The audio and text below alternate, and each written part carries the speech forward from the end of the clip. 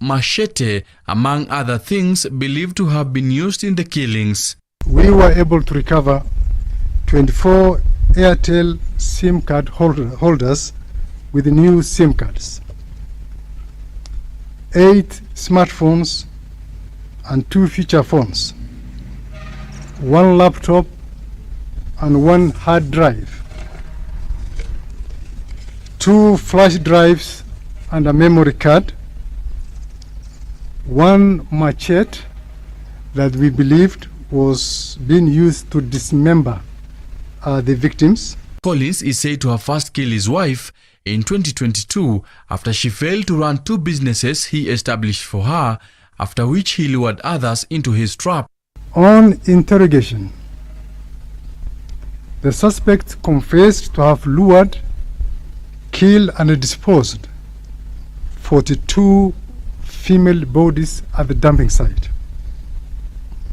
all murdered between 2022 and as recent as Thursday, 11th of July, 2024. The DCI has assured Kenyans of conducting a thorough investigations and ensure all those involved in the murders are brought to book. We wish to give our reassurance that we are working tirelessly to conclude these investigations. We thank the members of the public who continue to assist us in the search process and continue to appeal to the public to remain calm and give officers space to handling the scene. What is said to have begun as a domestic misunderstanding is reported to have pushed Collins Jumaisi to killing 42 women, with the occurrences raising questions whose answers the police need to figure out. For Newswatch, I'm Sami Adika. Thank you so much, Adika, for that story. Quite unfortunate occurrences right there, and there are so many questions towards this whole story. Moving on, President William Ruto has condemned the protests being witnessed in the country, accusing the Ford Foundation, an American non-government organization, of financing the recent anti-government protests in the country. The head of state has further urged the youth to shun violence, adding that his administration is keen on addressing joblessness, promising a comeback of the Kazi Mtaani program come next week. Nelia Swanjiru now reports. While addressing Kenyans at Kiringet Market in Nakuru County, President William Ruto talked tough, reiterating the need for peace in Kenya, and proceeded to claim that some parties were huge beneficiaries of the protest in Kenya. Ruto has alleged that parties in question had been funneling funds to identified groups in Kenya to stage protests and destabilize the country. President Ruto further alleged that the organization harbored ill motives and was operating against Kenya's best interests and democracy. We have no use for anarchy and violence and destruction of property and loss of life. Wale ambao wanasponsor hiyo violence, sisi tunawajua. And I want to call out those who are behind the anarchy in Kenya, those who are behind the sponsoring the chaos in the Republic of Kenya. Shame on them, because they are sponsoring violence against our democratic nation. Mimi nataka niulize watu wa Ford Foundation, watuambie hiyo pesa wanatoa ifanye fujo ndio wapate faida gani? We are going to call them out and we are going to tell them, if they are not interested in democracy in Kenya, if they are going to sponsor violence, if they are going to sponsor anarchy, we are going to call them out and we are going to tell them they either style up or they leave. The president further urged the youth to avoid being cronies of such powerful parties, adding that his administration is keen on addressing joblessness and has promised a comeback of the Kazi Mtaani program next week. And the young people of Kenya, they are not available to conduct violence. They are not available to have anarchy in our country. We do not have a spare nation. We have only one Kenya. Hatutaki fujo. Hatutaki vita. Hatutaki wale wanaharibu mali. Watu wa Nakuru waliniambia we want peace. Nyinyi watu wa Kuresoi mnasema nini? We want peace. Hebu nisikie watu wa Kuresoi mnasemaje? Ati mnasemaje? Mnasema we want peace. Hebu kila mtu aseme we want peace. Mnasemaje? Ati mnasemaje? Rudia tena. We want peace in Kenya.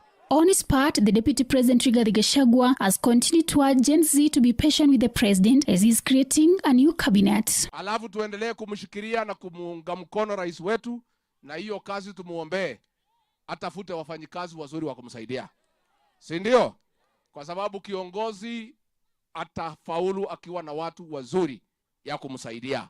Na rais tunakuombea Mwenyezi Mungu akupe hekima, akupe ujasiri, uweke timu nzuri ndio uweze kusongesha Kenya mbele. The government had on July 3rd indicated that the police were investigating 6 politicians, a businessman, and 2 non-government organizations believed to be financing the protest. Among those being investigated were politicians from Rift Valley, 3 from Nairobi, and 2 from Central Kenya. The businessman, who was said to be based in Rift Valley, a local and an international NGO, were being investigated as well. Reporting for Hope TV News Watch, my name is Nelias Wanjiru. Thank you so much, Nelias, for that report. Now, the women leaders of Kenya have condemned in the strongest terms possible the killings of women that led to the recovery of 9 human bodies in Kware area within Mukuru kwa Njenga slums, led by Kirinyaga governor, who doubles up as the Council of Governors Chair, Anne Waiguru. The women leaders of Kenya now want the Directorate of Criminal Investigations to fast-track the investigations and bring to book every individual involved in committing the inhumane crime. Sami Adika with the details. As security agents continue with the search of bodies in Kware Mukuru kwa Njenga slums in Nairobi, the women leaders of Kenya, speaking at City Mortuary, have condemned the heinous crime which they term as femicide. We strongly condemn these brutal acts of violence and call for immediate and thorough investigations to ensure that all those responsible are brought to book. Governor Anne Waiguru further called on the government to ensure security operations within densely populated areas are enhanced as a way of avoiding such cases in future. The safety of all citizens must be top priority, and this tragic incident highlights the need for strengthened security measures in these vulnerable areas. The government must take immediate action to increase patrols, improve surveillance, and ensure that all communities, especially those in high-risk areas, feel safe and are protected. Embu Governor Cecily Mbarire has called on the National Police Service to ensure each police station has a gender desk that will help in collecting gender data and trace such inhuman activities. The need to have gender desks in every police station or police posts of well-trained gender officers. Because if that had been the case and there was a way of collecting this information as it comes in these police stations and police posts over the months and then the years, then a certain trade would have been identified early enough to tell you that there's a certain person targeting women. Security agents also found themselves on the receiving end, with human rights activists calling on the police service to fully swing into action as such a crime happened a few meters from the Kware police station. Tunaelewa kwamba ikiwa vifo ni takriban watu 42, lazima kuna vyenye mnajua hili jambo venye linatendeka. Tumeona kuna SIM card ambazo zimepatikana. Hakuna SIM card ambayo mtu anachukua bila kujiregister. Wewe unapeanaje SIM card kadhaa kwa mtu mmoja ambaye anatumia kitambulisho kimoja? Kuna simu zinapatikana. Tunajua kuna MMI codes ambazo unaweza kutrace. Kama vitengo vya usalama, tunafanya intelligence work gani? The women leaders are now demanding for thorough investigation report from the police that will be used to explain the cause and action to be taken in future to prevent such crimes. We demand accountability from all the security chiefs responsible for the area surrounding Mukuru kwa Njenga. It is critical that those entrusted with our safety and security to be held accountable for failing to prevent such horrific crimes. We insist that these officials be investigated and if found negligent, to be held accountable. As families of victims of the Mukuru kwa Njenga horror killings continue identifying their loved ones, The women leaders have also promised to provide full support to the affected families. And as women leaders of Kenya, we are grieving together with you, and we will stand with you in this cause to make sure that these perpetrators are brought into books. We are also happy with the civil societies. We have held hands today as women leaders of the Republic of Kenya. We are saying enough is enough. We also held hands with our churches and say enough is enough. Women lives must count and women lives must be protected. For Newswatch, I'm Sami Adika. Thank you, Adika, for that report. President William Ruto's allies from the North Rift region have hinted of a coalition government and picking of technocrats in the new cabinet. This comes after President William Ruto dissolved his cabinet following weeks of protest against his administration. According to Kapenguria Member of Parliament Samuel Moroto, the president needs to pick professionals drawn from the Kenya Kwanza and the opposition teams comprising people who will be ready to serve Kenyans. Mungu, tusifanye madhambi tukafikiria kwamba tuko juu ya sheria. Wale wachache ambao wanataka kuchukua siasa kama ni kitu ambayo wanataka kuangamiza wengine. Kama kuna mahali president amekosea, kuna forum ambao wana Kenya wanaweza kuongea na itarekebishwa.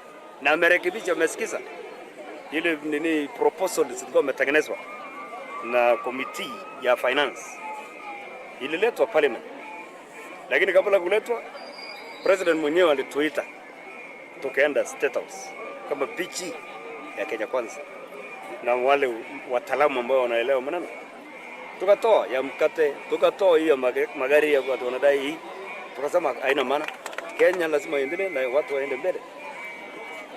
Na ikienda ikarekebishwa. Wengine hawasikii hiyo kwa sababu walikuwa wameweka dunia ya kutaka kuharibu nchi na kutafuta namna tutamtoa yeye namna gani. Mungu apendi hiyo. Kenyatta mzee alikaa mpaka akamaliza. Mungu akamchukua akiwa kwa kiti. Moyo akafanya yake 24 years.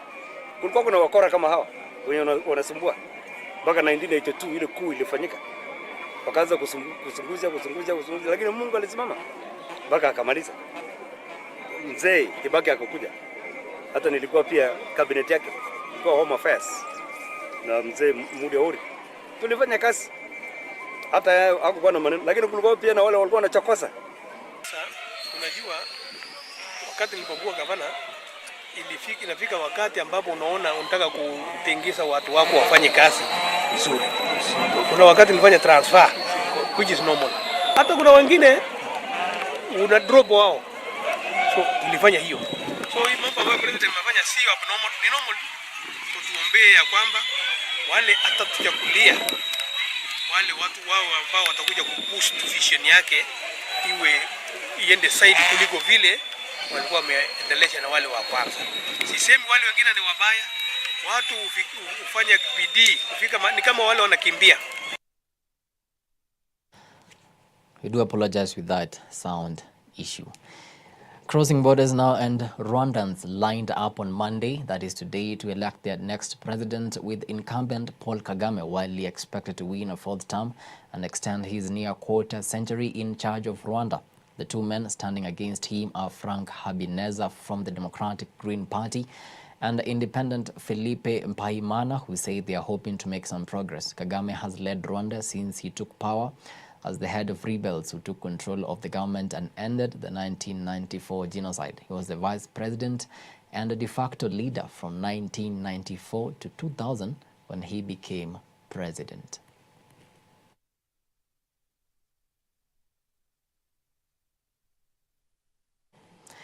Well, it is 24 minutes past the top of the hour. Time now for a short break, but immediately after, I'll be back with the business and sports news. Stick around.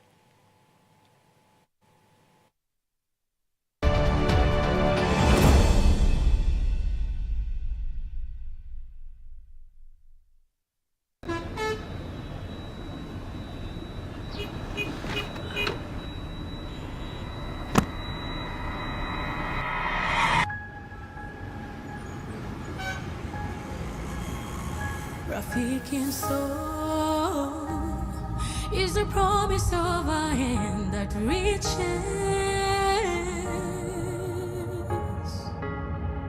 and goes beyond what angaza tumaini.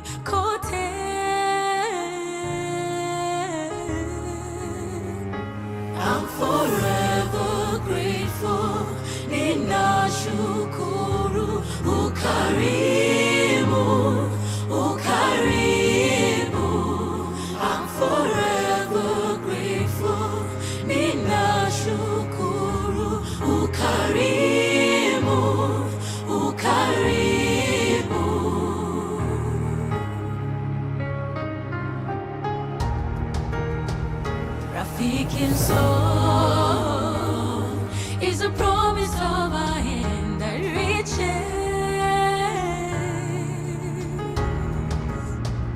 and goes beyond. Watangaza tumaini kote.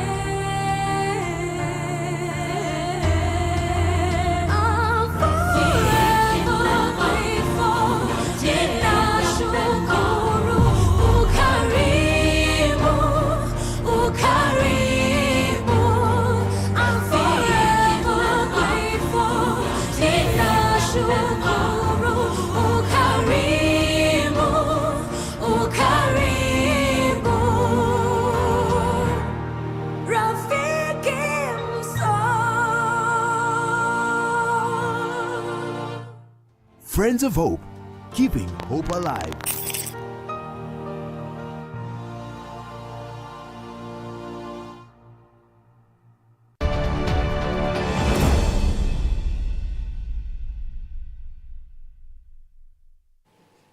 Thank you so much for staying with us. Now, Bingwa Services and the Kenya Alliance of Residential Associations, KARA, have signed a memorandum of understanding to address youth unemployment in Kenya.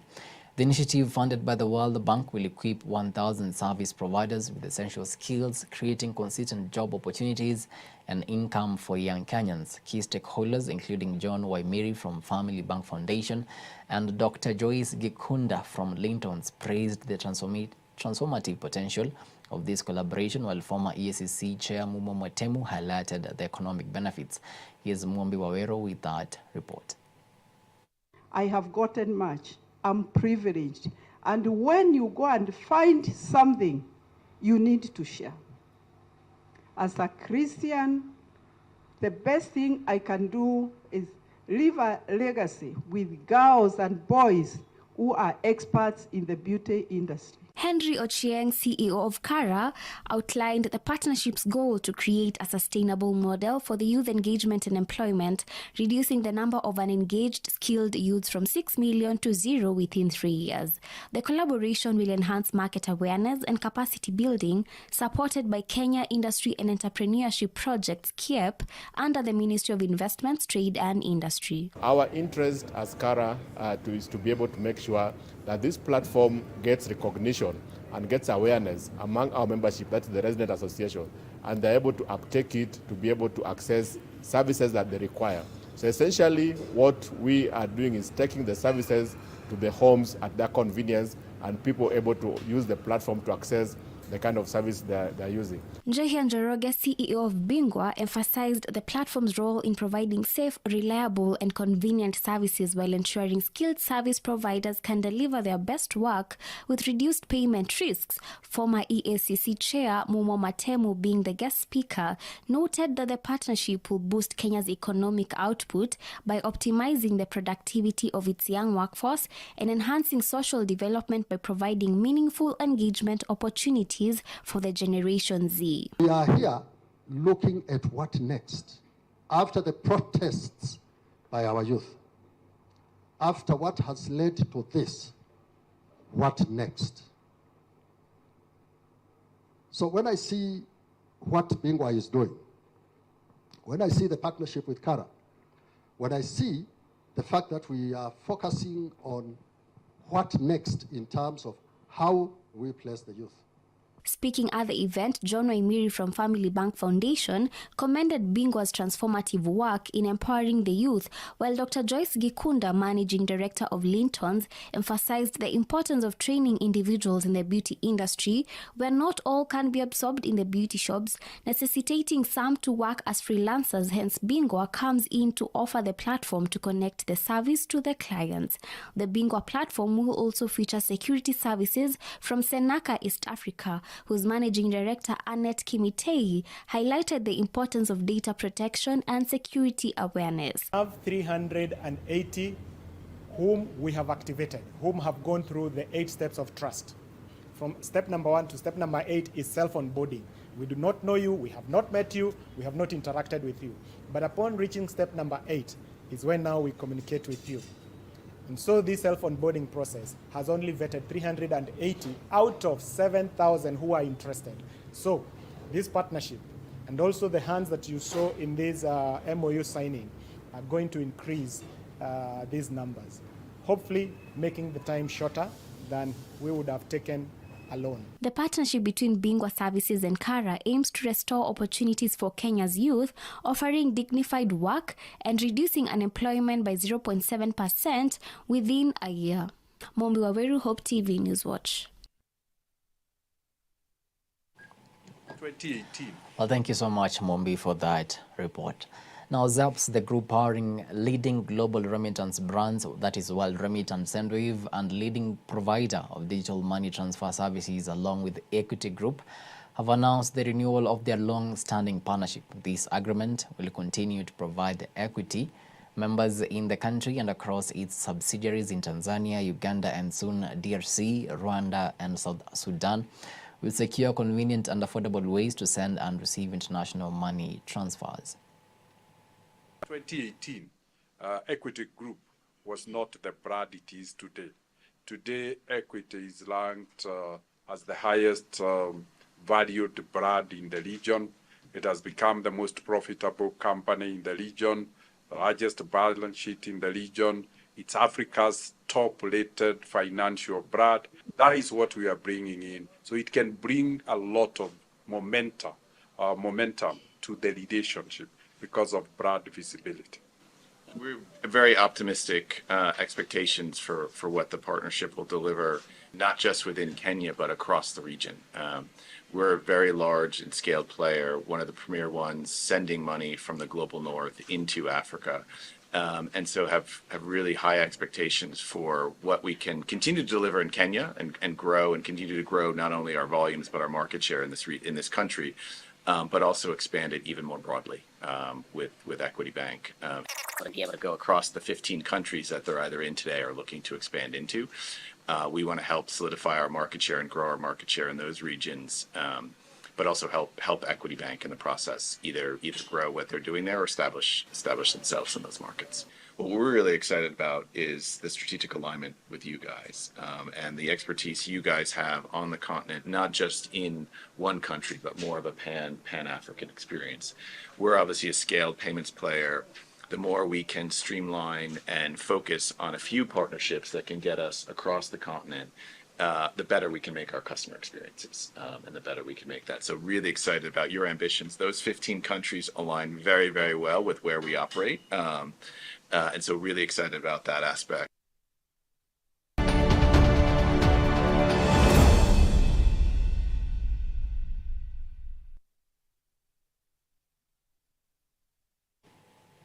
All right, and to some sporting action now. Sofapaka secured a 2-0 aggregate victory against Naivas FC in the FKF Premier League promotional playoff match to retain their place in the FKF Premier League. Sofapaka got to the second leg with a 1-0 advantage thanks to a late Jacob Onyango goal. Sofapaka took the lead in the 9 minutes of the first half with Darius Msaga finding Andre Kalama, who scored in the 43rd minute. Naivas FC will now have to regroup and prepare for another season in the FKF National Super League. We started badly, and then in the mid we did well. Towards the end, then we did badly. So we had to fight. We had to put in everything for us to win this match, and that's what the boys have done. And I'm happy for the game today. Mechi ya pili sijafunga bao. Mechi ya pili nimepeana bao. Mechi ya pili nimerudi nationwide. Uchungu ni kwamba ukiangalia kwa ligi ya nationwide tulikuwa timu ya pili na bao mengi. Tulipokuja playoff hatujaweza kufunga bao hata moja. Ukiangalia chance saba nafasi tulitengeneza ni 7. Kujaribu kwa ratio ya kufunga ni kwa chance 7 tunatufungia hata moja. Opponent wetu bibi chance 2 ama wanakosa. Ikifika kwa makosa yetu watupiga kiboko tunaulia. Wanasema tumrudi nationwide juu ya makosa zetu. 2 ya kosa kufunga na kupeana bao. Now, Spain have been crowned champions of Europe after beating England 2-1 in the Euro 2024 final in Berlin, Germany, with substitute Mikel Oyarzabal scoring their winning goal in the 86th minute. This means that England have now been beaten in consecutive European Championship finals, having also lost to Italy at Wembley in 2021.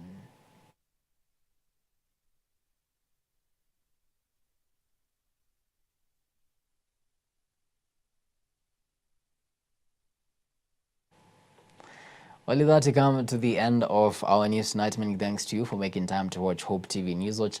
We really do appreciate the value of your time. On behalf of the amazing team that made this bulletin a success, have yourselves a blessed night. My name is Kennedy Kimani.